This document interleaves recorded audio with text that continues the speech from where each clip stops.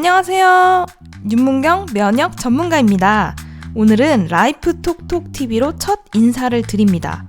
최근 제로 칼로리, 즉 설탕을 줄이기 위해 사용하는 감미료에 대한 뉴스를 접해보신 분들이 계실 텐데요. 이런 뉴스를 접할 때마다 느끼는 것이 있습니다. 정말 빠르게 변하는 세상에서 변하지 않는 진리, 바로 내 몸은 내가 지켜야 한다라는 거죠. 몰라서 지나칠 수는 있어도 알고서는 절대 지나칠 수 없는 이야기, 지금부터 시작합니다. 설탕의 과다 섭취에 대한 위험성이 알려지면서 대체 감미료에 대한 수요가 증가했습니다. 전 세계적으로 2023년에서부터 2028년 기간 동안 연평균 5.2%의 성장세가 예측된다고 합니다.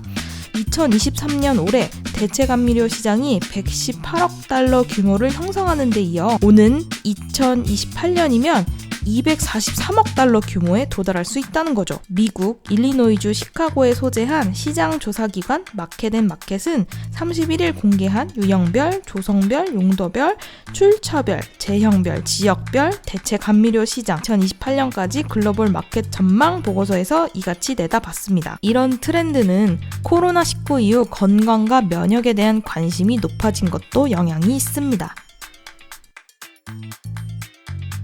설탕, 과당, 콘시럽 등이 당뇨, 비만, 심혈관 질환, 최근은 우울증까지 여러 가지 질병을 야기한다는 연구들이 나오기 시작합니다. 설탕이 위험한 건 알겠으나 어떻게 사람이 맨날 밍숭맹숭하게만 먹고 살겠습니까? 우리의 혀는 단맛은 잃을 수 없다며 단맛을 찾아 나섭니다. 설탕을 대체할 대체 감미료도 활발하게 개발이 됩니다. 크게 세 가지로 인공 감미료, 천연 감미료, 당 알코올이 있습니다. 요새 제로 칼로리 음료수나 식품들의 성분표를 보면 많이 나와 있는 이름들이죠.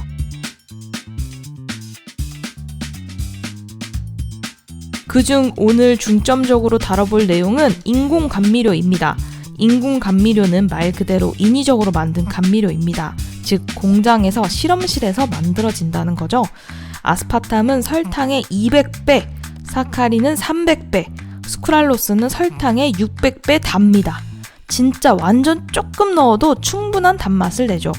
다이어트 콜라, 무설탕 디저트에 가장 많이 쓰이는 대체 감미료예요. 막걸리에도 많이 쓰입니다. 가장 많이 쓰이는 이유는 쌉니다.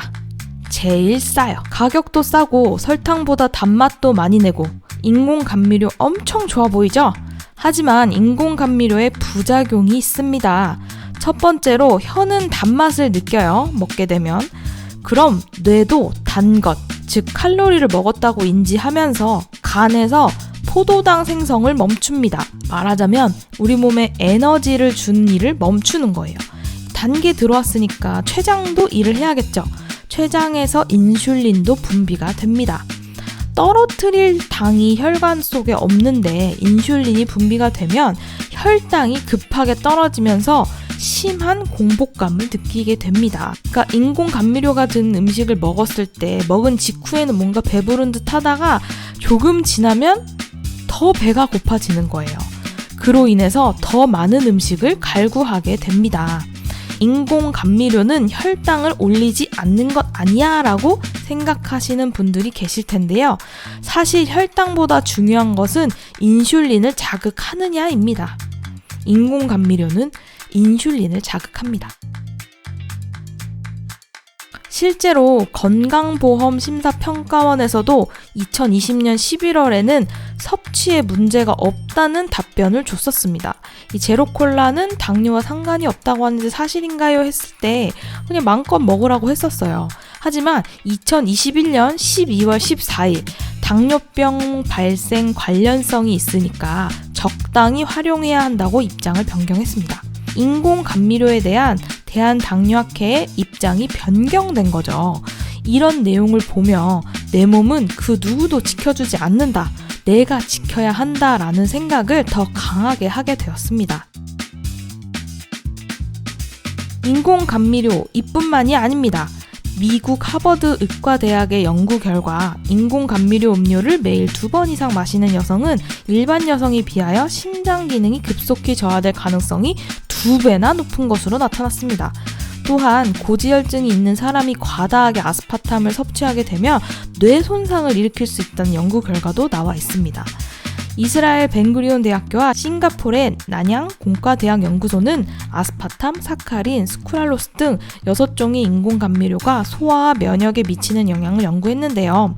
연구 결과 인공감미료를 지속적으로 투입한 생쥐에 변해서 콜레스테롤 등 지방산의 농도가 일반 쥐에 비해 2배 이상 높게 나왔고 장에 존재하던 유익균 200여 종이 사멸되었다고 합니다. 마지막으로 요새 가장 뜨거운 감자는 인공감미료가 암의 위험성을 높인다입니다.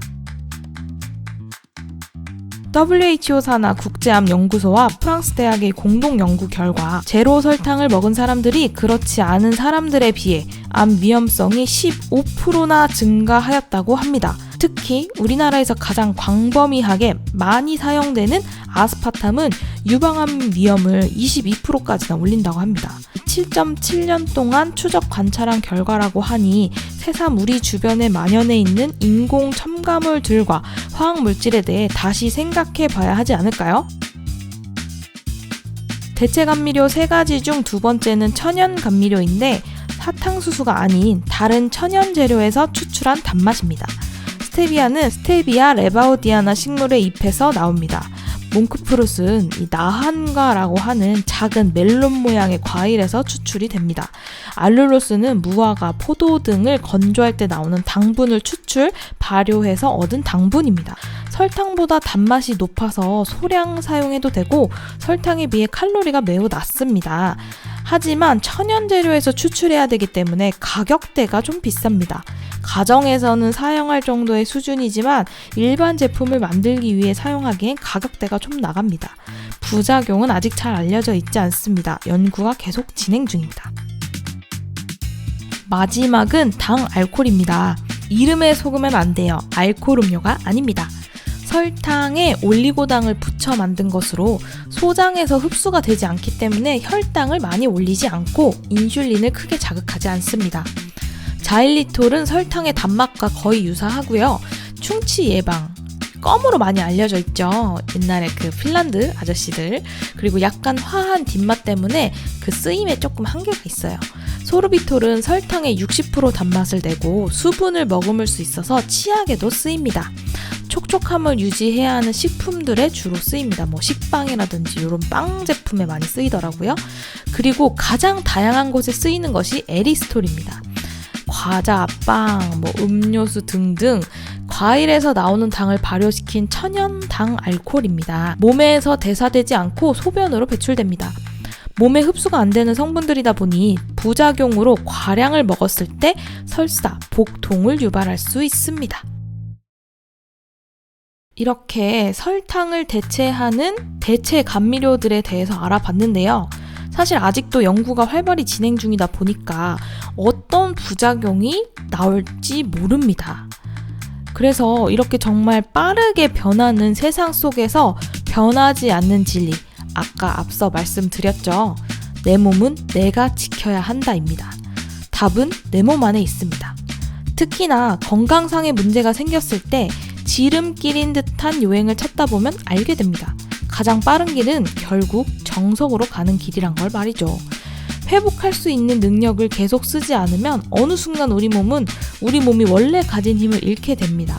현대사회는 너무 편리해요. 내가 어떤 거든 맘만 먹으면 예전 중세시대, 진짜 조선시대에 비해서 내가 원하는 일을 빨리빨리 할 수 있어요. 하지만 그만큼 내 몸의 능력을 사용하지 않아도 됩니다.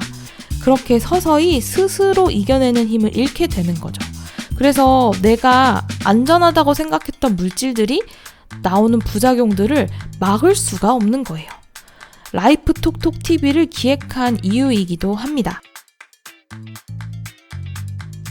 앞으로 라이프 톡톡 TV를 통해서 스스로 이겨내는 힘인 면역력을 올리기 위해 필요한 정보를 전달해 드리도록 하겠습니다. 이상 윤문경 면역 전문가였습니다. 감사합니다.